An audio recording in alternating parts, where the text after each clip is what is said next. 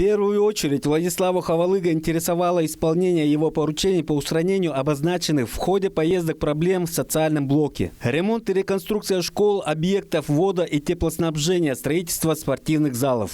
Время идет, сейчас мало времени осталось, до начала учебного года. Хотя бы начните внутри вот этих классов, да, потолком займись. Он победит. Чахольский подряд, не он победит. Обеспечь, пожалуйста.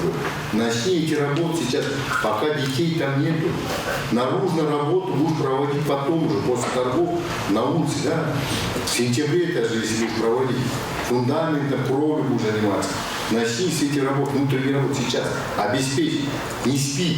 Опытный хозяйственник Владислав Хавалыг, разбирая по пунктам отчеты по исполнению его поручений, уверенно отделял семена от плевел. Он отметил, что как на местах, так и в ведомствах, отвечающих за жизнедеятельность республики, существует инертность мышления, нерасторопность, которая грозит дополнительными финансовыми и материальными расходами. Пора бы уже научиться своевременно решать хозяйственные вопросы, не ждать, когда проблема усугубится настолько, что потребуется личное вмешательство губернатора региона. Срок уже второй раз сорван.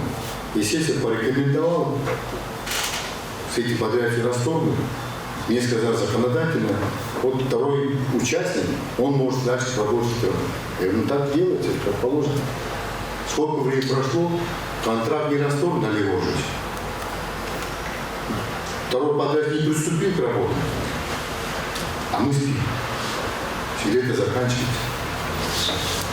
Да, из-за этого я решил, ну-ка давай-ка проверить, так сказать, да, перечень своих поручений по другим, так сказать, да, по другим районам. Никто не проверяет.